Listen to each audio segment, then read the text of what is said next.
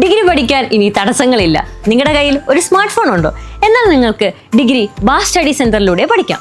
Indira Gandhi national open university ആയതുകൊണ്ട് നിങ്ങൾക്ക് PSC, UPSC പോലുള്ള എക്സാമുകൾക്കും അപ്ലൈ ചെയ്യാം. ഇനി വാല്യൂന്റെ കാര്യത്തിൽ നോ ടെൻഷൻ. ഇനി നിങ്ങൾ ആരും ഡിഗ്രി ഇല്ലാത്തതിന്റെ പേരിൽ റിജക്ട് ചെയ്യില്ല. സോ കൂടുതൽ വിവരങ്ങൾക്ക് കോൺടാക്ട് ചെയ്യൂ. BAS study centre, corporate office, G3104, JNIS, Kaloor, Kochi 682017. BAS online degree ചാനലിന്റെ മറ്റൊരു വീഡിയോയിലേക്ക് എല്ലാവർക്കും സ്വാഗതം.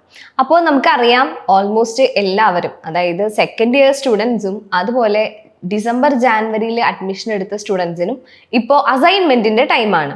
അപ്പോൾ അസൈൻമെന്റിന്റെ പ്രിപ്പറേഷൻ സംബന്ധിച്ച് ഒരുപാട് ഡൗട്ട്സും കാര്യങ്ങളും സ്റ്റുഡൻസ് നമ്മളുടെ അടുത്ത് ചോദിക്കുന്നുണ്ട്.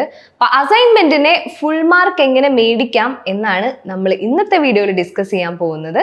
അപ്പോൾ നമുക്ക് ഡീറ്റെയിൽ വീഡിയോയിലേക്ക് കടക്കാം.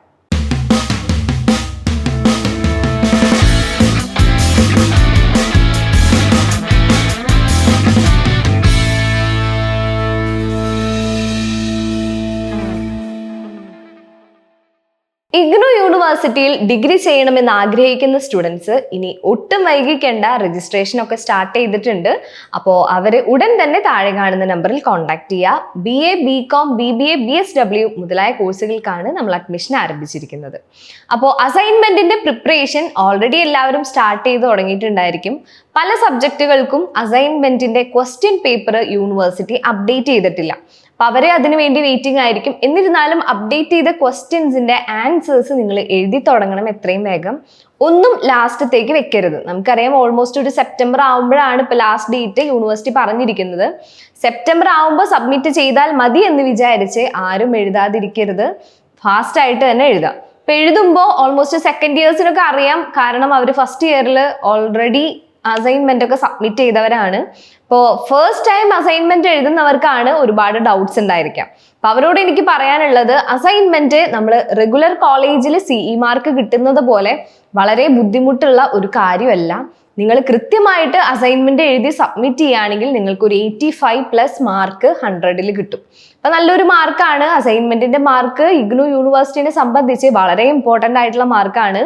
ഫൈനൽ ഗ്രേഡ് കാർഡിൽ ഒരു 30% നിങ്ങളുടെ ടോട്ടൽ അസൈൻമെന്റിന്റെ മാർക്കാണ് കൗണ്ട് ചെയ്യുന്നത്. അപ്പൊ അസൈൻമെന്റ് എഴുതുമ്പോൾ നിങ്ങൾ മെയിൻ ആയിട്ട് ക്വസ്റ്റ്യൻ പേപ്പർ ക്ലിയർ ആയിട്ട് വായിക്കണം.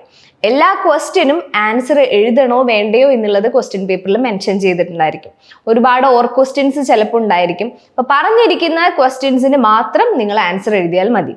അപ്പോൾ ആൻസർ എഴുതുമ്പോൾ കുറച്ചും കൂടെ ഡിസ്ക്രിപ്റ്റീവ് ആയിട്ട് നിങ്ങൾ ആൻസർ എഴുതാൻ ശ്രമിക്കാം. ഇപ്പോൾ 500 വേർഡ്സ് എന്ന് പറഞ്ഞാൽ കറക്റ്റ് 500 വേർഡ്സിൽ തന്നെ ഒതുക്കാതെ കുറച്ചും കൂടെ ഡീറ്റെയിൽ ആയിട്ട് എഴുതാൻ ശ്രമിക്കാം. നിങ്ങൾ ഓരോ അസൈൻമെന്റ് എഴുതുമ്പോഴും ശ്രദ്ധിക്കേണ്ട ഒരു കാര്യം, നിങ്ങൾ ഒരു മോഡൽ എക്സാം എഴുതുന്നതിന് തുല്യമാണ് ഒരു അസൈൻമെന്റ് എഴുതുന്നതെന്ന് പറയുന്നത്. കാരണം ഇഗ്നു യൂണിവേഴ്സിറ്റി ഉദ്ദേശിക്കുന്നത് അസൈൻമെന്റ് എഴുതുമ്പോൾ ആ സ്റ്റുഡന്റ് ഒരു എക്സാമിന് എങ്ങനെ പ്രിപ്പയർ ചെയ്യുന്നോ ആ രീതിയിൽ വേണം അസൈൻമെന്റ് എഴുതാൻ. ഇപ്പൊ പോയിന്റ് ഔട്ട് ചെയ്ത് നല്ല നീറ്റായിട്ട് വൃത്തിയായിട്ട് ഔട്ട്ലൈൻ ഒക്കെ വരച്ച് നല്ല രീതിയിൽ വേണം അസൈൻമെന്റ് സബ്മിറ്റ് ചെയ്യുന്നതിന് വേണ്ടിയിട്ട്. ഇപ്പൊ ക്വസ്റ്റ്യൻ നമ്പർ കൃത്യമായിട്ട് സ്റ്റുഡൻസ് മാർജിന് പുറത്ത് എഴുതണം. കാരണം വാല്യുവേറ്റ് ചെയ്യുന്ന ടീച്ചേഴ്സിന് മനസ്സിലാവണം നിങ്ങൾ ഏത് ക്വസ്റ്റ്യന്റെ ആൻസർ എഴുതിയിരിക്കുന്നതെന്നുള്ളത്. പിന്നെ അസൈൻമെന്റിൽ നിങ്ങൾ ശ്രദ്ധിക്കേണ്ട കാര്യം, ഒരുപാട് കളർ പെൻസും സ്കെച്ചും ഒന്നും യൂസ് ചെയ്യാൻ പാടില്ല. നിങ്ങൾ +2 വരെ അങ്ങനെയൊക്കെ യൂസ് ചെയ്തിട്ടുണ്ടായിരിക്കും. എന്നിരുന്നാലും ഡിഗ്രി ലെവലിക്ക് പല സ്റ്റഡി സെന്റേഴ്സും ഈ സ്കെച്ച് പെന്നിന് പ്രൊമോട്ട് ചെയ്യുന്നില്ല. അപ്പൊ അതുകൊണ്ട് തന്നെ കളർഫുൾ ആയിട്ടുള്ള പെൻസിൽസും ഒക്കെ നിങ്ങൾ ഒഴിവാക്കുക. മാക്സിമം ബോൾ പെന്നും പെൻസിലും മാത്രം യൂസ് ചെയ്തിട്ട് നിങ്ങൾ അസൈൻമെന്റ് പ്രിപ്പയർ ചെയ്യാം. പിന്നെ ബോൾ പെൻസ് യൂസ് ചെയ്യാൻ പറയാൻ, ഇങ്ക് പെൻ ഒരിക്കലും യൂസ് ചെയ്യരുത്. നമുക്കറിയാം, സ്പ്രെഡ് ആവാനുള്ള പല പ്രശ്നങ്ങളും നമുക്കുണ്ടാവും. അപ്പം അത് പല സ്റ്റഡി സെന്റേഴ്സിലും പല സ്റ്റുഡൻസിന്റെ അസൈൻമെന്റ് ഒക്കെ ഒരുമിച്ച് വരുന്നതായിരിക്കും. അപ്പം അത് നമ്മളുടെ അസൈൻമെന്റിന് മാത്രമല്ല ബാക്കിയുള്ളവരുടെ അസൈൻമെന്റിന് കൂടെ ബാധിക്കും സ്പ്രെഡായ. അപ്പം അത് നിങ്ങൾ മാനിച്ചുകൊണ്ട് തന്നെ ബോൾ പെൻസ് യൂസ് ചെയ്ത് നിങ്ങൾ എഴുതുക. അപ്പം അസൈൻമെന്റിന്റെ ക്വസ്റ്റ്യൻസും ആൻസേഴ്സും കറക്റ്റ് അല്ലേ എന്ന് ചെക്ക് ചെയ്യുക. അതുപോലെ അസൈൻമെന്റ് ഓർഡർ അനുസരിച്ച് വെക്കാൻ നോക്കുക. അതായത് ഫേസിങ് ഷീറ്റുകൾ ഉണ്ടായിരിക്കും അസൈൻമെന്റിന്. അതുപോലെ ID കാർഡ്, അതുപോലെ യൂണിവേഴ്സിറ്റിയുടെ ഒരു ഡീറ്റെയിൽ, നിങ്ങളുടെ ഡീറ്റെയിൽ, പേഴ്സണൽ ഡീറ്റെയിൽ അടങ്ങിയിരിക്കുന്ന ഒരു ഷീറ്റ് വേണം. അതുപോലെ തന്നെ നിങ്ങളുടെ ക്വസ്റ്റ്യൻ പേപ്പറും ഉണ്ടോ എന്ന് ചെക്ക് ചെയ്യണം. അപ്പോൾ അത് ഓൾറെഡി നമ്മൾ ഒരു വീഡിയോ ചെയ്തിട്ടുണ്ട്, അറിയാത്തവരെ ആ ഡെമോ വീഡിയോ കാണുക, അത് താഴെ നമ്മൾ മെൻഷൻ ചെയ്യാം. അപ്പോൾ ഇതുവരെ അസൈൻമെന്റ് എങ്ങനെ പ്രിപ്പയർ ചെയ്യണം എന്ന് യാതൊരു ഐഡിയ ഇല്ലാത്ത സ്റ്റുഡൻസ് നമ്മളുടെ അസൈൻമെന്റിന്റെ ഒരു ഡെമോ വീഡിയോ കണ്ടിട്ടുണ്ടെങ്കിൽ നിങ്ങൾക്ക് ഏകദേശം ഒരു ഐഡിയ കിട്ടും. അതുപോലെ സ്റ്റുഡൻസിന് ഡൗട്ട് ഉള്ള ഒരു കാര്യമാണ് അസൈൻമെന്റ് എവിടെയാണ് സബ്മിറ്റ് ചെയ്യുക, റീജിയണൽ സെന്ററിലാണോ എന്നുള്ളത്. കാരണം ID കാർഡിൽ നിങ്ങളുടെ റീജിയണൽ സെന്റർ ആണ് കൊടുത്തിട്ടുണ്ടായിരിക്കുക. അപ്പൊ അവിടെയാണോ അസൈൻമെന്റ് സബ്മിറ്റ് ചെയ്യുക എന്ന് ഒരുപാട് സ്റ്റുഡൻസ് നമ്മളുടെ അടുത്ത് ചോദിക്കുന്നുണ്ട്.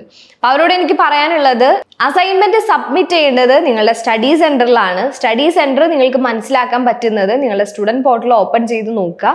അതിൽ കൃത്യമായിട്ട് നിങ്ങളുടെ സ്റ്റഡി സെന്റർ ഏതാണെന്ന് മെൻഷൻ ചെയ്തിട്ടുണ്ടായിരിക്കും. അവിടെയാണ് നിങ്ങൾ അസൈൻമെന്റ് സബ്മിറ്റ് ചെയ്യേണ്ടത്. അപ്പൊ അസൈൻമെന്റ് എഴുതുമ്പോൾ ഞാൻ പ്രത്യേകിച്ച് പറഞ്ഞു തരേണ്ട കാര്യങ്ങളില്ല, പോയിന്റ് ഔട്ട് ചെയ്ത് എഴുതുക. എല്ലാ പോയിന്റ്സും ഉൾക്കൊള്ളിച്ചുകൊണ്ട് ഡീറ്റെയിൽ ആയിട്ട് അസൈൻമെന്റ് സബ്മിറ്റ് ചെയ്യുക. കാരണം നല്ല രീതിയിൽ എഫേർട്ട് എടുത്തിട്ടാണ് ഓരോ സ്റ്റുഡൻറ്റും ഓരോ അസൈൻമെന്റ് സബ്മിറ്റ് ചെയ്യുന്നത്.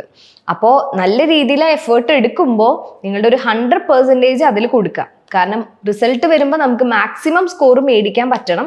അപ്പം അതിന് വേണ്ടിയിട്ടാണ്. നമുക്കറിയാം തിയറി പേപ്പർ പോലെ തന്നെ ഇമ്പോർട്ടൻ്റ് ആണ് അസൈൻമെൻറ്റും. തിയറിയിൽ മാത്രം ജയിച്ച അസൈൻമെന്റിൽ ഫെയിൽ ആയ ആ സബ്ജക്റ്റ് നമുക്ക് കംപ്ലീറ്റഡ് ആവില്ല. അതുകൊണ്ട് തിയറിയിൽ പാസ്സാവുന്നത് പോലെ തന്നെ അസൈൻമെന്റിന്റെ മാർക്കിലും നിങ്ങൾ പാസ്സായിരിക്കണം. ഇത്തരം കാര്യങ്ങളൊക്കെയാണ് അസൈൻമെന്റിൽ ബേസിക് ആയിട്ട് നിങ്ങൾ ശ്രദ്ധിക്കേണ്ടത്. അസൈൻമെന്റ് റിലേറ്റ് ചെയ്ത് ഇനി എന്തെങ്കിലും ഡൗട്ട് ഉണ്ടെങ്കിൽ താഴെ കമന്റ് ചെയ്യാം. മറ്റൊരു യൂസ്ഫുൾ വീഡിയോ ആയിട്ട് നമ്മൾ ഉടനെ വരുന്നതായിരിക്കും.